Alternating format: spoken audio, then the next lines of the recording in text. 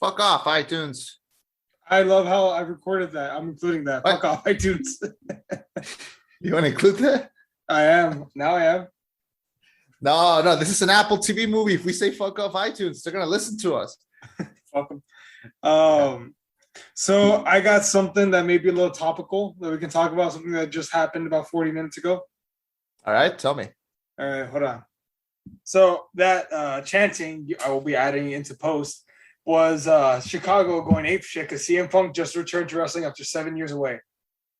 Oh, drug free. I don't know. Yeah. Also, I saw the horror movie he did within the haunted house. That was pretty good. It was good. I forgot the name of the movie, but I remember him. I remember he was the main guy. The girl on the third floor. I think so. Yeah. It was about a girl on the third floor, so that does sound right. Yeah. Good for CM Punk. He always seemed like a cool dude. He was like my third or fourth choice whenever I played WWE SmackDown versus Raw 2008 featuring ACW. After I already used my custom character, The Undertaker, and Roddy Piper. So, You're a Piper fan? We've had this conversation like 4 times. I'm a big Roddy Piper fan. I have the shirt. Oh, you sure we've had this conversation? Yeah, I have the Hot Rod shirt. I think I've worn it in front of you.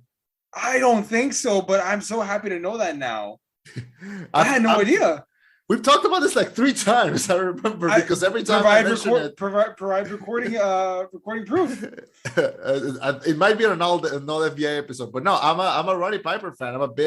I love the movies that he did, and one of my favorite podcasts was this doesn't exist anymore, but the Shmo Snow podcast was one of my favorite shows ever, and they had him as a guest once, and they had an intern named JTE, and he was the biggest Roddy Piper fan in the world. Like this is like 2010 or something, I think, like 10 years ago. And they had Roddy on the show, and they were interviewing him, and they told the intern, hey, after we come back from break, you can come in and you can ask him some questions. And he was so excited. And he was so excited to ask him some questions. And before they got him in, they told Roddy Piper, hey, our intern is going to come in. Treat him like shit. What did Roddy say? So Roddy was like, hell yeah, man. So they brought him in and he started asking him some questions. And he was like, how dare you fucking ask me that? And he slapped him. He slapped the shit out of the poor intern. And the kid was like, he was about to cry. And then they cut the camera. So he was like, no, I'm sorry. It's a joke. Bro. We're all joking. And oh my God, can you just imagine that? Can you imagine being like 20 and like a big wrestling fan and he just, your favorite wrestler just like slaps the shit out of you? I mean, you probably get more excited than me, but yeah. I mean, if Undertaker slapped the shit out of me, I think I'd be like, hey guys, got hit by the Undertaker and I'm still standing. Really? The Undertaker was your fave? Yeah, it was Taker and Michaels, honestly. Punk was up there. I'd be lying to you if I said he was my favorite though. But yeah, I don't know. Undertaker was always my favorite. Like I dressed up like him for Halloween for like 2 or 3 years. Well, my last really good year of trick-or-treating, I was Undertaker, and I would use my hat to get the candy, and I'd just be like, oh, just one, whatever. And they'd like fucking stuff the hat. I'm like, hell yeah, that works. Do you still have the hat? I'm sure I have it somewhere. I have to have it. You know what my costume was? It was a Matrix trench coat. Okay. I mean, it's the same thing. But yeah. And then workout gloves. Yeah. Oh, good times. Man, good times. Remember wrestling? God, I miss wrestling. I still kind of keep up with it. Do you still keep up with it or not really anymore? Not at all. But every once in a while, like I'll see something, and if it catches my eye, I'll look it out. The last thing that like really caught my eye was the Man. Like the Man was fucking cool. Oh, Becky Lynch. Yeah, she was fucking dope. Like she like you remember when she came in and what's her name? Ronda Rousey. Yeah, Ronda Rousey. When they were both like going back and forth, and you can tell how good. Like no disrespect to Ronda Rousey, she's a fucking talent. Like she's awesome, but wrestling. It's not about wrestling. It's about the show. And Becky Lynch was like I mean, I don't know what she's doing right now, but she was fucking like, she could command that stage. She was fucking cool. And she's been training for a comeback. She may be coming back sometime very soon. She just had a baby, and like she's already in like fucking incredible shape. Oh, good for her. Well, yeah. So that's like the last time that I followed wrestling when those two were like the biggest names like going on right there. Do you want to know who the father of the baby is? Will I know? Like, will I know who it is or not? You should. Seth Rollins. No. Who's Seth Rollins? You don't know who Seth Rollins is? I don't think so. Who is that? Oh, Jesus Christ. He's like super flippy. And his finishing move is the curb stomp. Okay. Well, anyway, our film audience just like left. Like they left the second that they were like, they better bring it back to like the wrestler or some shit. Like how they better movies, bring it back and then end. Okay, there you go. That's our opening cut.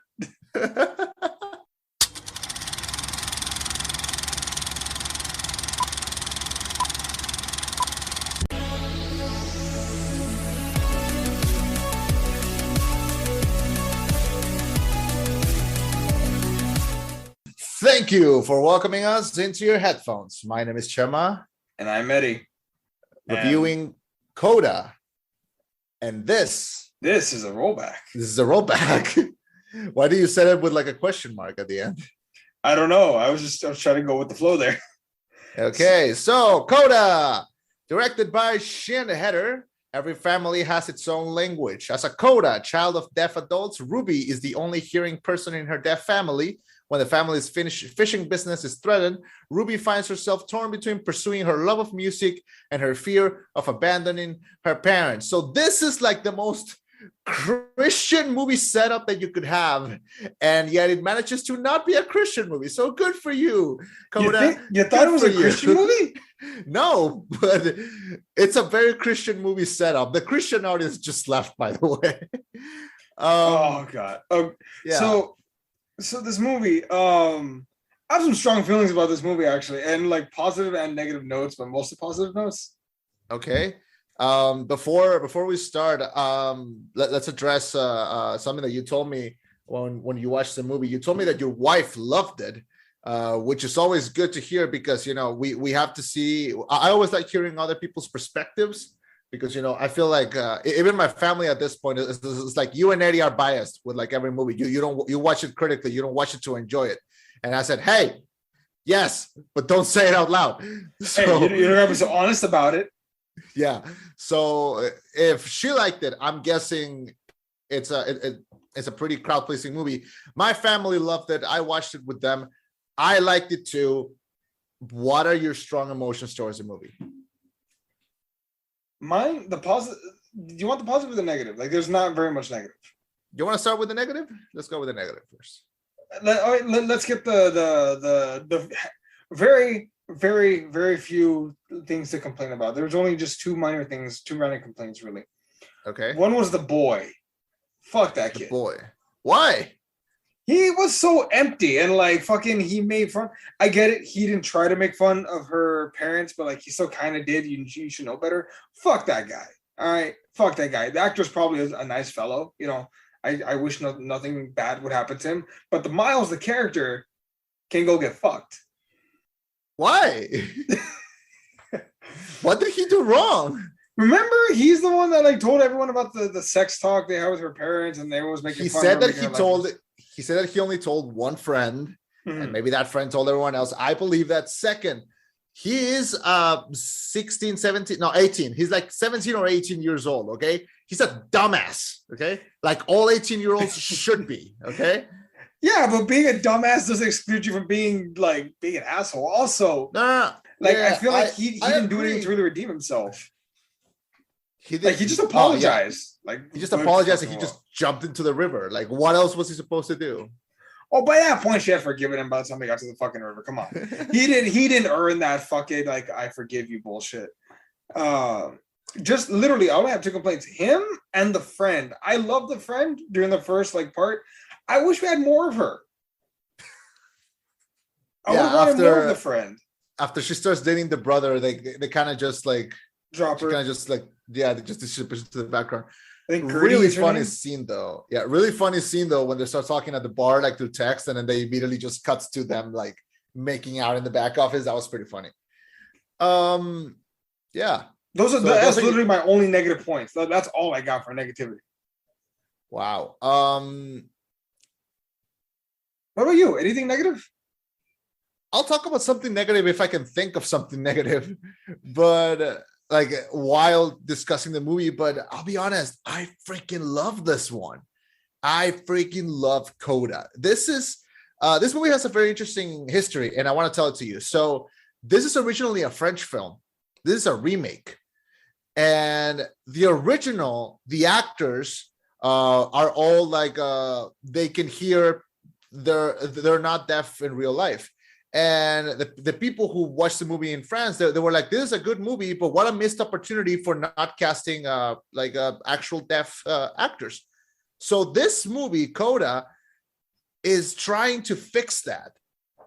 Mm-hmm. This is what remakes, I've been saying for years, should be doing. Don't remake good movies. Remake movies that had something to be, that you could fix.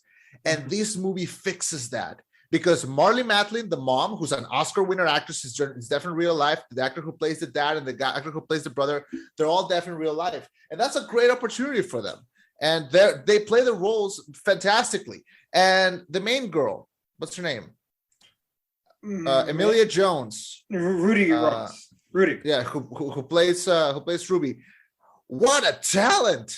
I mean, what a great young actress. I mean, she managed to be able to portray this very sheltered but kind of like, but has to be outgoing teenager who has to balance out being the interpreter for the family, has to balance out being part of the family business, and also has to manage her own shit. I saw that she trained for 9 months without stopping ASL, taking singing lessons, and learning how to fish. Like having to do all that, like that must be a workout. So I'm a fan of her. Like she's really cool, and she gives a great performance in this. I mean, so this is too early to speculate possibly, but do you think she'd get an Oscar nomination for this movie? For this, it could be cool. It could be really cool. I'm not saying she'd win. I'm saying, like, do you think she'd be nominated? It could be really cool if they did. I don't know, but it could happen. Yeah. So she's cool, man. That was one thing that Nikki was really happy about when we did the research. Turns out, 3/4 of the family were deaf, and as they are in the film, like it was accurate representation. Something that's missing a lot that we're gradually seeing more and more of. More movies taking on disabilities, but it's not exactly accurate. More like presenting them accurately in a story, but they're making it just another part of the story. Like it's not the defining thing; it's just one aspect of it. You know what I mean? Mm-hmm. Yeah, it's not their whole personality, but it is. This movie is showing like how debilitating and how frustrating it can be. That's I think the correct word to sum up how the characters are feeling. They're frustrated. I'm an older brother. I have a younger sister, and I related really hard to the older brother character. Like there are all these scenes when he was like, we can do it. Like you go and you do your dream, and we'll manage. And even when they really have no way of managing. And there's a great scene where like the two like confront each other, and he's like, go, like do your thing. And she goes like, but what about you? It's like, I'll manage. And she goes like, how? It's like, I'm the older brother. I can do this. And I don't know, just all those scenes where they show like the frustration of, I want to succeed. I want to do more, but it's so hard because of where we are, because it's not the time, it's the people. They're living in this fishing outskirts location right outside of Boston. I've been to Boston. It's a racist place, and I'm not surprised that there's no people who speak ASL in the outskirts of Boston. So yeah, it's a very complicated situation that the family is living, but I really like how they portrayed it. And if I can, I want to talk about one of my favorite aspects of this movie, and that's the parents. The parents are fucking awesome. Okay, I love seeing like couples or relationships in media of parents where they actually like each other. Like they're not frustrated with each other. They are freaking in ecstasy every second that they spend together. One of the best jokes in the movie is near the start, they have to go to the doctor because they have a sexually transmitted disease, and they have to explain to them that they have it. And the doctor is just like, oh, well, I'll just give you some cream and no sex for 2 weeks. And they're like, 2 weeks? Impossible. Look at her. They're like, look at her. How can I resist? And then, oh God, they're in paradise when they're with each other. And we love to see it. I want to see more of this. Like, give me more of this. Like, they had actual chemistry, which is weird, but like it was weird. It's weird because they clicked, but they felt like a legitimate click. Like, props to them. They made it feel like, oh, this is a real romance. Like, they really do love each other, man. Yeah. And so I love the parents in this, and they sell that chemistry. They're really good at it. You know, what's one thing, and this is gonna sound kind of weird, but like, I'll explain if I have to. I love how, let's see this. They're definitely role models for the deaf community, but I love how they're not always positive. If that makes sense. No, they can be frustrated. Yeah, like how much they lean on their daughter or whatnot. They put on jumping a little forward, they kind of blame her for one of those big things that goes wrong, and she's like, that's not fair, like, you know, for you guys to put this blame on me, like, you're putting this on me. I'm 17, I'm a senior in high school, like, trying to do something for me. I do one fucking thing for me and like everything goes to shit. Yeah, and it's not perfect, but there's this there's this great scene where Ruby is talking with her mom, and they're having breakfast, and she goes, hey, I joined the choir. And the mom is like why? She goes like, because I like it. I like music. And she goes like, if I was blind, would you join the painting club? Like almost like saying, hey, throw me a bone here. But also like, that's not the correct response to like encourage your daughter. No, but then it felt weird. They were punching down at her almost. Yeah, because they're, in a way, she's an outsider in her own house. And it's very complicated. And I haven't seen a movie explain it so well until we get to the scene where, like, the parents are talking in bed. And the mom is like, what if she doesn't get in? And she's like, well, she stays. What's the problem? And she's like, well, what happens if she does get in? What if she leaves? She says, what if our baby leaves? And the dad says, one of the best lines in the movie, he goes, she was never a baby. Yeah. And that's when it clicks, where you're like, even when she was a kid, she had to be her interpreter. She had to be the adult for them.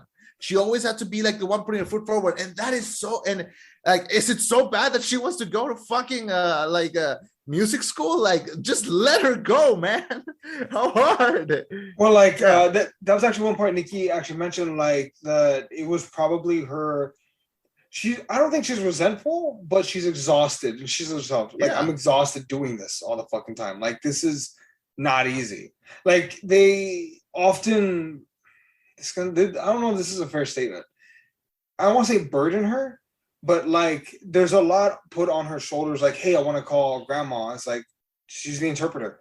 It's weird when it's a conversation. It's like, I have a friend over. Like, come on. Yeah. Like, be fucking considerate for me. She doesn't want revenge. She just wants to, to do something for herself. And she's allowed teenager. To. Yeah, and she's allowed to, and it's valid. And it's a very complicated situation because at the same time, it's like, what are you gonna do? Say no? Like, it's a hard thing to do. It's very this is where all good drama comes from. So from situations like this. And this movie manages to pull it off with good humor, and the drama is poignant. Like, we want the character to succeed, but at the same time, what would we do if we were in her shoes? Like, we're the only interpreter. Like, of course, I want my family to have them. That's why it's one of the most frustrating scenes is when she's about to leave to go to her music class, and this news station comes in, and they're like, "We're going to do this interview, and you're the only one that can interpret for us, so you have to stay." And what are you going to do? Say no? The business depends on this. But at the same time, like, my future depends on this. So it's complicated. Yeah. And it's good drama. It's good. it's also like so unfair. Like just the amount of pressure that they put on this poor girl, and that drew a lot of reaction from it. Like I was angry. I remember Nikki actually said like, "You're pissed." I'm like, "Yeah, like fucking look at what they just did. Like no warning, no consideration, and then guilting her like, what the fuck are we gonna do if you leave? Like really? Like that's how hard you're gonna come down on them, on her? You're like,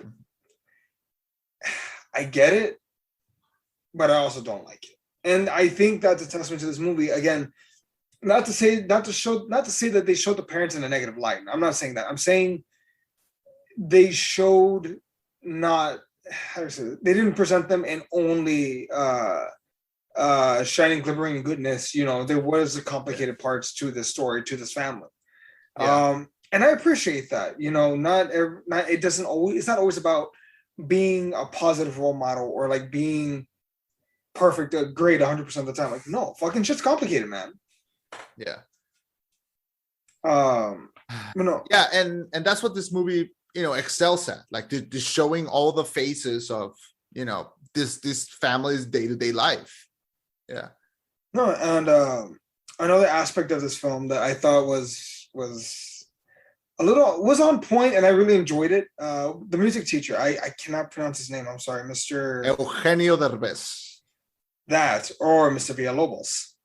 Yes. Bernardo Villalobos. You have to roll your R's. Oh, that's one thing. Nikki was laughing her ass off during the choir part because she said that's how choir kids are. They're all fucking extra. Like, oh, I'm the special one. Me. Yeah. Well, yeah. That's what theater kids are like. I never had to deal with theater kids like that. Like I was a theater kid. I'm better than you then. I've told you this before. And I've told it to Nikki. You two would have hated me in high school. Like we would not have been friends.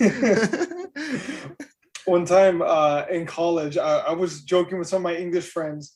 Okay, folks. So real quick side story. In the English building at our college, there's also the theater, like where all the theater students hang out, fucking the actors and actresses of our world. And they're all hanging there right next to us, like in the English building. And I'm talking out loud, and I say something like, I don't want to see some stupid ass play. Like, why do I have to go and, you know, like I was being forced to go for one of my classes. And I thought, that was fucking high school stuff. Like, I thought it was beyond this. And then someone told me like, hey, be careful. Like there are theater kids right there. And then I look at them dead in the eyes and say, what are they going to do? Dance fight me? And then start snapping my fingers. You're a jet all the way. West Side Story. I was doing the West Side Story thing. Yeah, that. Yeah. That's anyway, exactly what I was quoting. Let me tell you something about Eugenio Derbez. Okay, I grew up watching this guy like since I was a kid. So you know, if you're from Mexico, you've seen he had this variety sketch show. So, and he's done like a lot of shows and movies and stuff. And, you know, in Mexico, he's a fucking like legend. Okay. So the fact that in the most recent years, he's been venturing off and he's been starring in all these really, really interesting movies. You know, he was the villain in the live action Dora movie. He's been in quite a lot of stuff. He did that movie where I hated that movie, but that movie where he has the kid and then it looks like he's sick, but then actually the baby, the girl is sick, so she dies at the end. I hated that movie. It's like Instructions Not Included. It was called Instructions Not Included. Yeah, that was this big hit. Like that was the one that like made the U.S. Dude, I went to the movies, saw it without subtitles, and even I like started crying. Yeah. Like with like broken ass Spanish, I could understand. Like, oh god, this is so sad. Like, how could you not like that movie? It is like the bad kind of cheesy, in my opinion. Like, come on, the scene at the end where like we're like she's jumping in heaven to the grandparents' arms and they're angels. Oh my god, I hate it. But hey, sometimes you need some cheese in your life. Why am I the one telling you that? Sometimes you need some cheese in your life. Yeah, I get my cheese. That's too much. Anyway, point is, however you feel about Derbez, however, every Mexican has a love-hate relationship with him, because in a way he could represent the best of us, but sometimes he's not the best of us. So I always have complicated feelings for him. But I grew up watching his show. Like, I can't deny that. So like I'm a fan. Mm-hmm. This role, this is the kind of role that he should be playing. This is, after playing the fucking gardener for Adam Sandler in Jack and Jill, this is the role that he should be playing. These are the comedic roles that he should be playing. A little bit more serious. He manages to pull off a little bit of his drama, which I know that he can do. And this character is funny, but like in a way that like you see this character and you're like, I've had a teacher like this. I've met someone like this. And he pulls it off, I think, beautifully. And I think it's better. He pulls it off better than like any other like white actor could. I think when we say why don't we hire more diverse actors into roles like this is a good role for him. Mm-hmm. And I'm glad that they did something like this, because he fits this role really well, and he manages to pull off both like the sweetness of like a music teacher that's supporting kids, but also like the humor without being made into a stereotype. Like the fact that he's Mexican is brought up like only like once or twice and never as a punchline. Mm-hmm. And like you can say that he's dramatic, but that's just the way he is. Well, I mean, I think that's also a good part of the character, his energy in it. And it felt, again, a testament to the movie. I felt like none of this casting felt like it was miscast or, they just got a named person for X reason. Yeah. None of it, man. None of it feels forced or none of these faces are too familiar. And maybe that's a good thing. The fact that this cast was, I don't want to say unknowns, but like, we don't have any Chris Evans or Chris Pines or fucking, you get what I'm saying, right? In a weird way, he's the biggest name in the movie. Yeah, and the thing is that he's not even close to being the main character. He's just a very good supporting character who he just asks more of the main character. He just says, I don't waste my fucking time. Like, don't waste mine, be here on the... He's just great at the job that he's given. Yeah, I agree. And, oh God, there's so many funny scenes in the movie, like the scene where like I mentioned before, when the brother and the friend start making out in the bar, the scene where Ruby catches her parents having sex after she's been told to not. Pretty much any scene with the family is always a funny scene. And the boy that you hate, he has a very interesting name. Let me say it correctly. His name is Ferda Washpelo. And he is, I think he's Scottish. And he starred in one of my favorite movies of the past few years, this little movie called Sing Street. And that's literally the only thing that he has done. And he was the main character in that. And I remember when I watched Sing Street, I thought this is like, this should be like everywhere. This should be like the movie that everyone should watch. It is amazing. But then he just disappeared. He didn't do anything again, and then he just shows up in this, like as the boy main romantic interest. And it's like, where were you? Why did he? Where were you? Don't leave us again. Well, is he slated to do anything soon? I don't know. Not that I know of, but he was. It's weird because, he was in this and then he just hasn't been in anything else. So pretty odd. Yeah, so there's a lot of great scenes. I love, there's a scene where like the friend of the sister, the friend of Ruby goes to her room and she's like, hey, I want to bang your brother. What's like the sign for I want to have sex? She's like, I'm not going to tell you. And then she just calls down and she makes like this really suggestive move, and she leaves, and the brother just goes, what did your friend told me that she has herpes? I was gonna say, like, he couldn't put two and two together. Wait, she's fucking with you. You want to have sex, don't you? Yeah. So yeah, the movie balances out pretty good humor. What's up? No, I just remember there was a great, I'm sorry, I'm going through my notes. You're right, the movie balances out great humor. There was one scene that like shook me to my core. And props to the editing and the director for laying it out like this. Can I guess? No, you know it. You probably know it.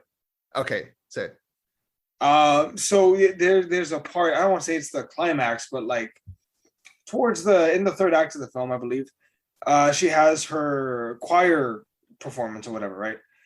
Yeah. And up until that part of the movie, we've heard her sing a lot. Like we've heard her sing and practice this song and this duet and whatnot, right? With that kid Miles, that little bastard. And then, and her parents are in the audience, and for the first song, they're like, you know, yay or whatever. Like they're like kind of trying to understand, and then they even start talking to each other, like, "What do you feel like tonight?" "Oh, spaghetti," or whatever. Like they're signing to each other because you know they can't really enjoy it, which you know, fucking that goes without saying. But then when she starts singing, there's such a powerful moment where the movie, like you're hearing her, and then it turns, and you hear nothing but silence. I knew it. I knew you were gonna say that. And it's deafening. That silence is deafening. And I'm not saying that to be an ironic asshole. I'm just like, that blew my fucking mind. Like, not since A Quiet Place have I ever seen the use of sound in a film used so devastatingly, if that makes sense. Yeah, because it's not until that moment where like the movie forces you to be in the parents' like position. Mm-hmm. You know, we see all this through Ruby's eyes, through what she's experiencing it. And then it's not until we see that they're sitting there and they're saying, like you say, they're saying things about like, oh, what should we do for dinner? Oh, look, I didn't know, I didn't button like my shirt correctly. Like I did this. And because that's the only thing they can do. Like they can look at her daughter just like doing this. But then that scene follows a very beautiful scene where like they start to like look around and see everyone's reaction, and every parent is like crying and like in amazement. They're like, oh, hey, she must be good. They're crying and they're so happy. And that scene, you're right, that scene just really works. That is like the powerhouse scene of the movie. Mm-hmm. And which is followed by like another powerhouse scene, but like a little more subtle one, which is when they go back home and the dad and Ruby have this scene where like he asks her like, what was the song about? And then she says, and then she's like, can you sing it again? And she sings it, and he holds his hand to her throat so she can feel the vibrations of her throat. And it is a very beautiful moment. And I agree. Yes, more movies should do this. More show, not telling. And this one, I think, used that to its advantage a lot. What's called that song? Do you remember what it was called by any chance? I can't remember. You're all I need. It just, for that movie, I mean, for that song, it felt a lot like, and maybe this is giving the movie overthinking or whatever. I don't know how to respond to this. The lyrics in that song were perfect for the family because it was really very relevant to what she was feeling, what she was doing, or how she felt. Like, you know, you're all I need. Like, it's okay, I'll be here. Like, and somehow that, in the combination with the father feeling her voice and her singing and acapella, like nothing. Like, dude, I just like. If there was a scene that made me tear up, I think it was that scene. It was either that or that, and probably the scene where they went quiet. Like the devastating, just like, fuck, man. Like, because you get the weight, and like you got to think about it for a sec. I overthink movies, but like, they've. But that's why you're here. Yeah, that's true. That's why I have a podcast. But like, these people have never heard her voice. Their daughter, their baby, this person that they treasure. Never a baby. No, that's fair. But like they've never heard her sing, and she has a beautiful singing voice, and it's just like, does. Fuck. Like just heavy. Mm-hmm. And then are we jumping at certain story points, or are we just like jumping around the film? Yeah, we're just jumping around the film. I want to talk about this other scene. Sure. And it's a little earlier, but okay, so I can't relate to like the parts where like, you know, with the ASL family. I learned a little bit of ASL when I was still living in the US, because I was working. They gave us some courses on it, so I know basic, but I can't like fully relate to the movie. But there's one scene that I have a letterbox list of like my favorite moments in movies, and I think I'm gonna add this to that list. It's a scene where like where she joins the choir because she wants to talk to this boy, and she can't sing. Well, she can sing, but she doesn't want to at the start. She's like scared and nervous, and which is normal when you're a high schooler. But then when she comes back and she's talking with Derbez, and he's encouraging her to like sing, he goes like, how do you feel when you sing? And she goes, I don't know, like, how do I describe it? He's like, try. And she has this like minute-long scene where she does like these hand gestures, and it's not sign language. She's just doing hand gestures, which is explaining how she feels when she sings, and it ends with like her kind of like walking and then floating, and she just goes like, yeah, no, there it is. And if you or like anyone has ever done something, not because it made the money or because it was a good idea or because it felt like the right thing to do at the moment, but just something because you love it, whether it's art or a job or something that you're passionate by, I feel like that scene spoke to you. That scene speaks to you in like when she's trying to describe how she feels, and the fact that it's done without words, but not with ASL either. Like she's kind of speaking her own little language. I love that scene. It was so simple but so effective, like just describing how you feel about how doing something that you love makes you feel. And I love that scene, man. I love that scene. Do you remember the scene I'm talking about? I do. I just don't. I guess it didn't resonate with me as much as it did you, because when she's trying to explain to him, I'm trying to be like, I'm trying to understand her, I guess. Yeah. I remember the scene. I guess it didn't resonate as well with me as it did with you. Yeah, no, it did with me. And when you were talking about the song, You're All I Need to Get By, that's the name of the song. Mm-hmm. And not since they used the Pearl Jam's Future Days in The Last of Us Part 2, I haven't seen a song fit so well with the themes of its medium. And props to them. I think it's a great use of the song. But yeah, I love that scene. I can't get enough of that scene. I didn't rewatch the full movie like today, but I rewatched a couple scenes, and I rewatched that scene a couple times because I love it so much. So yeah, it was weird. This movie, I thought, and I'm sure this was not done on purpose. This just happened to be we happen to. They're very blue collar. They're a very blue collar family. He's a fisherman boating. The family is struggling. The mother mentions at one point, the debit card got declined. He's like, I'll just move money around tomorrow. She's like, yeah, but it's embarrassing. Like, yeah. And I was gonna say, I wonder if they did that purposefully just to try and hook more people, because I'm sure there are working, blue collar people who may watch this movie and be like, okay, I can't really relate to the ASL part, but I get their struggles. This is a pretty good movie. I get what they're dealing with. Everyone at some point has a job like that, mm-hmm. And yeah, it is struggling, but it is also like I can feel the frustration when they tell the dad, like, just sell the boat, we'll do something else. And he's like, fishing is all I know how to do. Like, my dad fished, now my son fishes, and it's probably gonna keep going like that, and that's fine. And they should be able to have a living wage of that. So yeah. Well, there's also a really funny scene where they're at like some council meeting or whatever.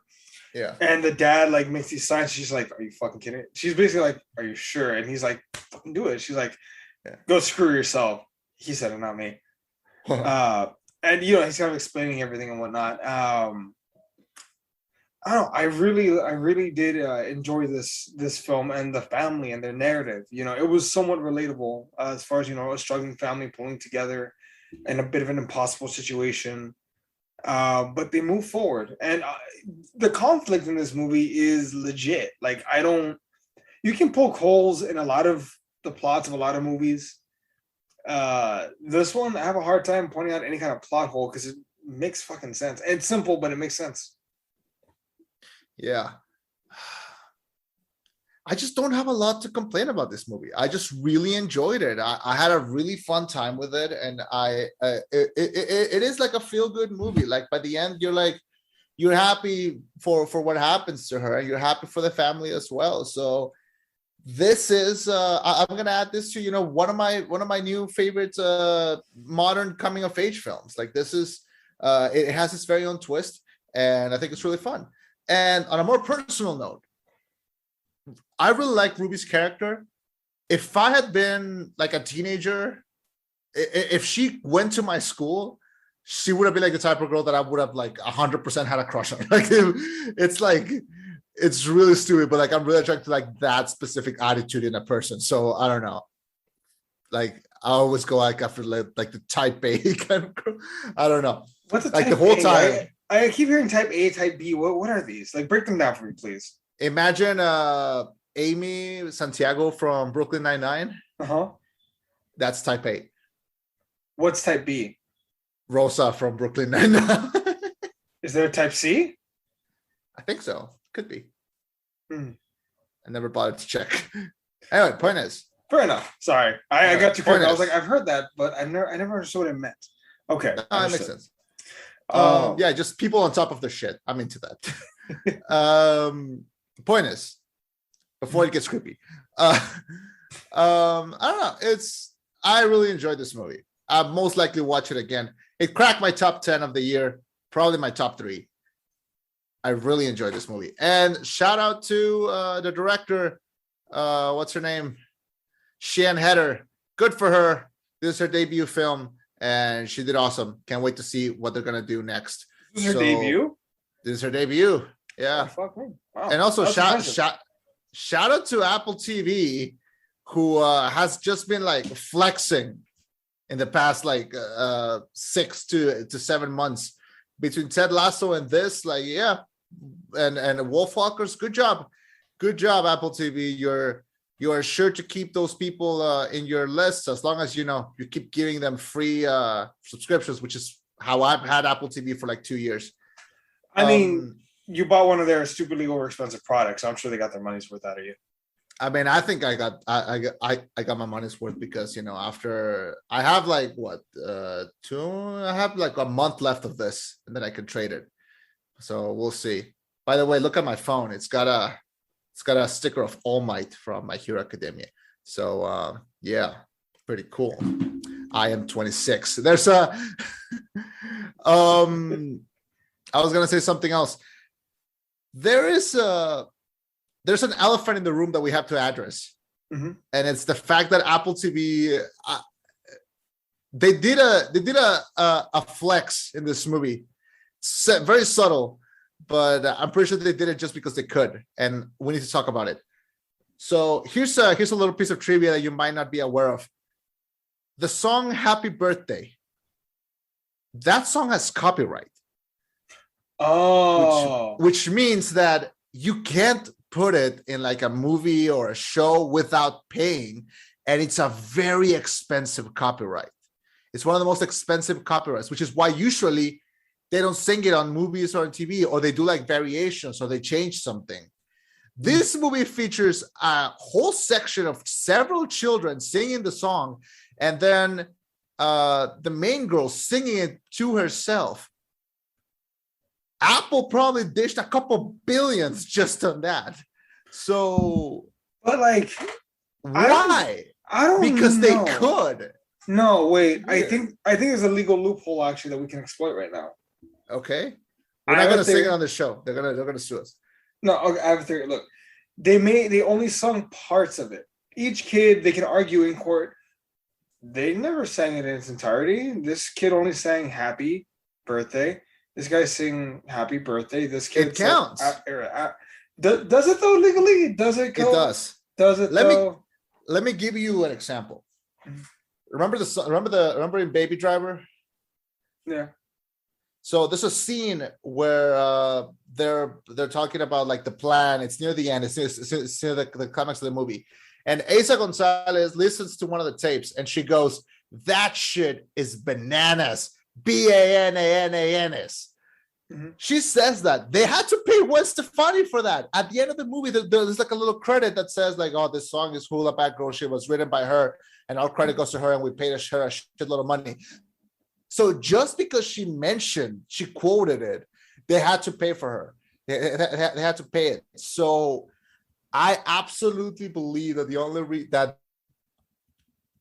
they sang "Happy Birthday" in this movie just so they could flex and be like, hell yeah, we can pay it. And I hate them for it because there was little no reason. It's just rich people throwing money away. I hate them.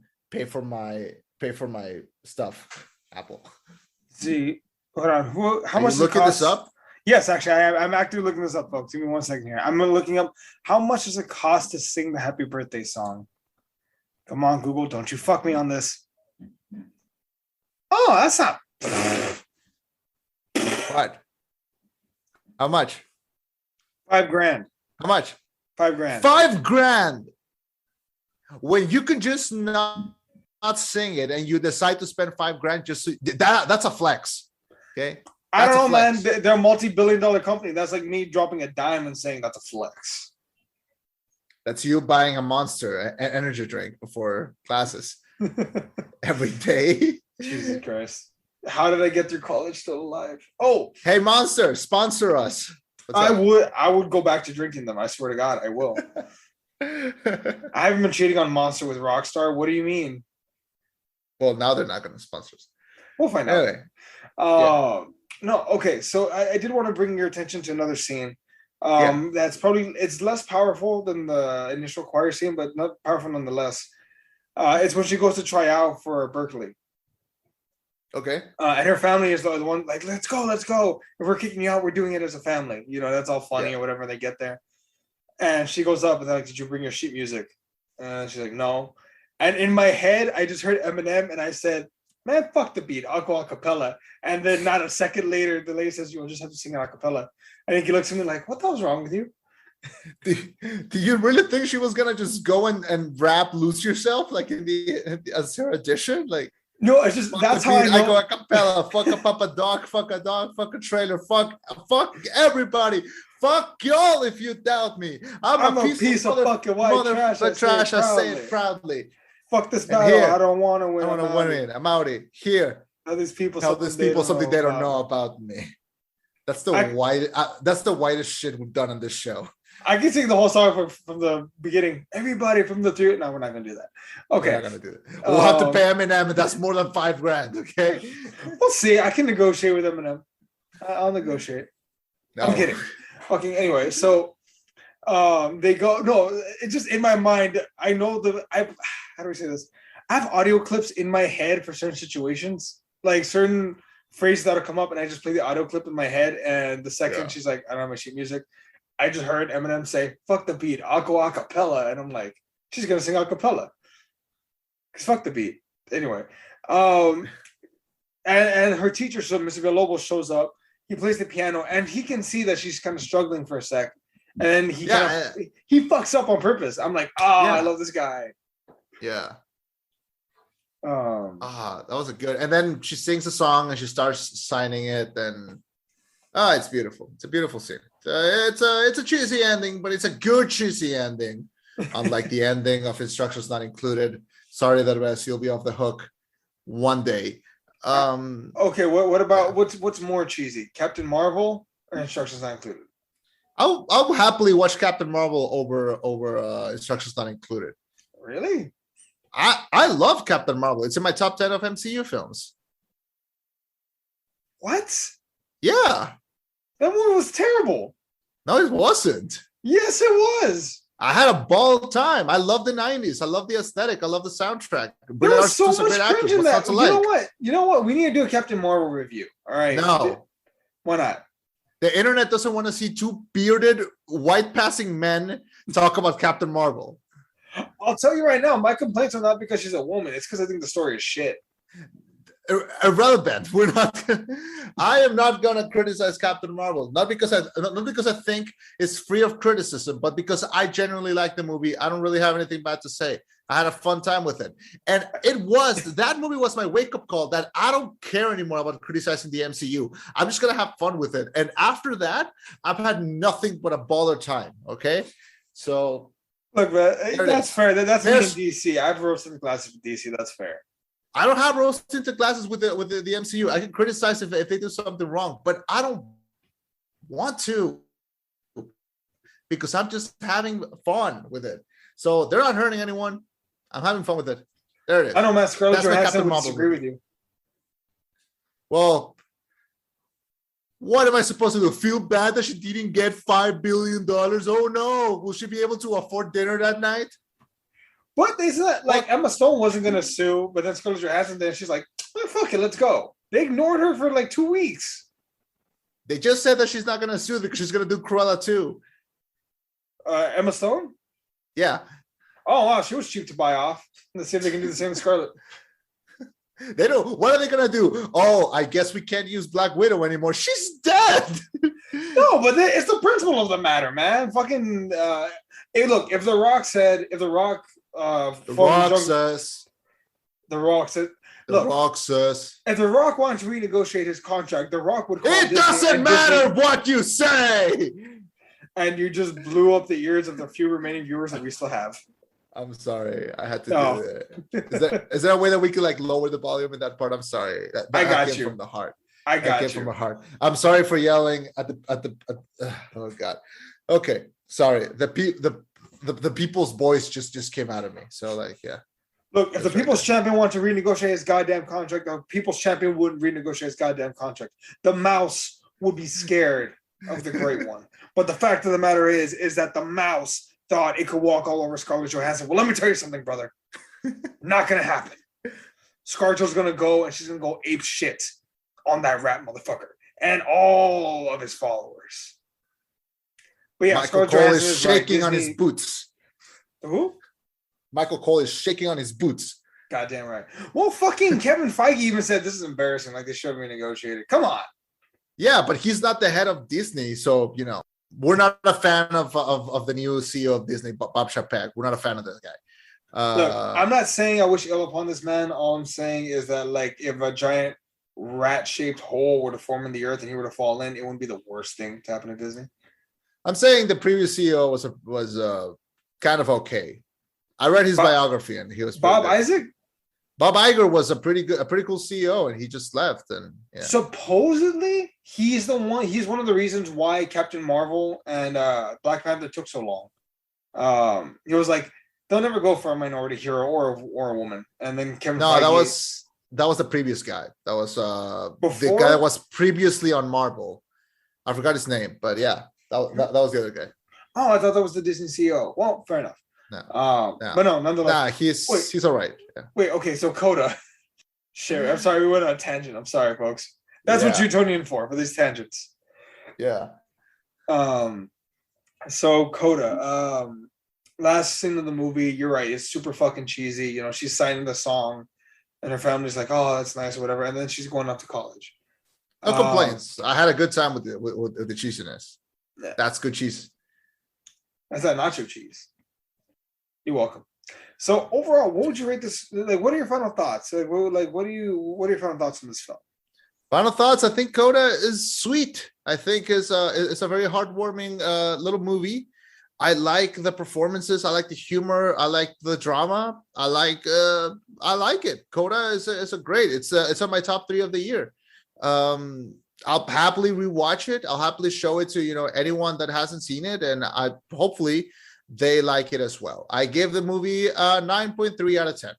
I find it between the confines of its genre and what it's trying and what it's setting out to do. I think it succeeds. It doesn't need to be like the most epic story. It doesn't need to be the most fantastic journey. It sets up to be a small little coming of age film, and it succeeds. It succeeds with grace, and it has a lot of charm and a lot of heart, and it's very funny. And yeah, loved it. Can't wait to see what this director does. Can't wait to see what this main actress does, because they seem to be on a good way up. So loved it. Loved Coda. I'm sure you mentally already cast this girl into like a DC role. So when are you going to tell me what it is? She can be Cassandra Cain. Short. She's cool. She's too short. For what? I don't know. I didn't cast her for anything. No. That's odd. I'm shocked that you usually do that for like everyone. No. No one in this movie. I was too busy absorbing her in this role. I think I'm gonna have trouble. I think she's gonna be one of those actresses that I have trouble seeing her in any other role other than like this. Does that make sense? Like Batista, until I saw Army of the Dead, I always saw him as, oh hey, that's Batista. Now I'm like, he's an actor now. That's right. Not even Drax, really? Yeah, even in Drax, I was just like, that's Batista. You know, like I looked at, he was always a WWE guy. Army of the Dead made me go like, yeah, he's an actor. He's a you just reminded me. There's this little clip of Batista in a wrestling match. Well, but before the match, when they do like the whole when they're yelling with the microphones and everything. Yeah. And I don't know what the context is. Maybe you know this is what's happening, but like he has a microphone and he's yelling, "Give me what I want! Give me what I want!" And then they show me something. He goes, "That's not what I want." And I don't know. They just I don't know what the context is, but I think it's super funny when they did that. And then they just reuse that for like other things, but it's really funny. Yeah. Okay, so context. I believe that was after WrestleMania. I believe that was actually Over the Limit. After Over the Limit 2010, he had just lost a match to John Cena after Cena like threw him over a fucking car through the floor or whatever. He was badly injured. I believe he was in a wheelchair. He's like, "I want another match. I want another one," because that was like their third match in a row. Like. Fucking Cena took it to him at 26. He bullshitted last man standing match, and then he lost an I Quit match. So yeah, and then he quit, and then he didn't come back until WrestleMania 30 to try and dick over Daniel Bryan, which he failed. Speaking of wrestling, CM Punk is back, guys. Did you hear? CM Punk is back. Yeah, so apparently what he says is he says, "Give me what I want, give me what I want," and then the other guy's like, "I'm gonna give you the beating that you deserve," and then he goes, "No, that's not what I want." Oh, god damn it. I need to watch that clip. I want to see that meme now. Let me send you the link. Please do. There it is. It's on the chat for this call. Oh shit, you did send it right off the chat. Oh fuck. Okay. Yeah. I will be sure to watch this momentarily. Yeah, so he goes, "Give me what I want. Give me what I want." And he goes, "That's not what I want." Did I fuck up? No, I did not. All right, it's opening. I should not play this right now. Yeah. It's fine. Anyway. So shit, man, this movie. Yeah. So you were saying how you're not gonna feel like you'd be able to see her in a different role that's not this. Yeah, well, also to be fair, I don't think I've seen her in anything else but this. I'm unaware of any other projects that she's done. Like, I'd be lying to you if I said I knew. But yeah, no, I don't think I need to see her in another movie just to see if I even recognize her, or if I know, like, okay, she's from this, but she's, versatile in that sense. This movie is odd because it's a really good movie. It's very happy, very heartfelt, hard at times. I don't think I would watch it again though on a regular basis. I feel like this is one of those movies that, like, if it comes up, sure, but like, I'm not gonna see it and be like, "Oh, we need to watch this." Like, it's not a Jurassic Park movie. It's not a popcorn movie. It's an emotional ride, and it's a good one. It's positive. It's great. It's just, I don't think it's something I'm gonna be revisiting often. But for what it's worth, I would give it an A. Chema? Oh wow, that's high praise. So, what do you say? Well, can you hear me? Yeah, I can hear you. Can you hear me? Yeah. Okay. Yeah, that's high praise. Pretty good score from me. Pretty good score from you. I can't sing enough praises of this movie. This was great. Watch it the second that you can, and yeah, it's fun, super fun. I think this movie also goes. I hope it's another step in the right direction when it comes to more inclusivity in films. There was a movie that I saw earlier. I can't remember what it's called. Maybe it's called Recording or The Mystery Man, something like that. It was a movie I heard me and Nick had reviewed earlier this year where the main character was a kid that was autistic that could see things through a video camera on his on a smart device. Yeah. And that was earlier this year. This was back in February when that movie came out, and now we have this. Like, it's nice to see them expanding more and more in that manner. You know what I mean? It's just a nice thing to see. I agree, and hopefully this movie is a sign to come for more movies like this and more actors like this to have roles like this, and also roles that maybe don't fit so well here, but can be more. So let's normalize it. Good job, movie. Hopefully there's more like this in the future. If you're listening to us via podcast, please like and subscribe. We greatly appreciate it. Thanks for joining us. If you'd like to hear more about our thoughts on movies, go to the rollback.net. I've been Chema. And I've been Eddie. And this was the rollback. Signing off with a reminder to bring tote bags to the supermarket. Come on. Let's get rid of plastic. Stop smoking too. I mean, unless it's been like a really hard day. No, you know what? Fucking just eat your Flintstones gummies and go to bed. What about after sex? You don't have sex.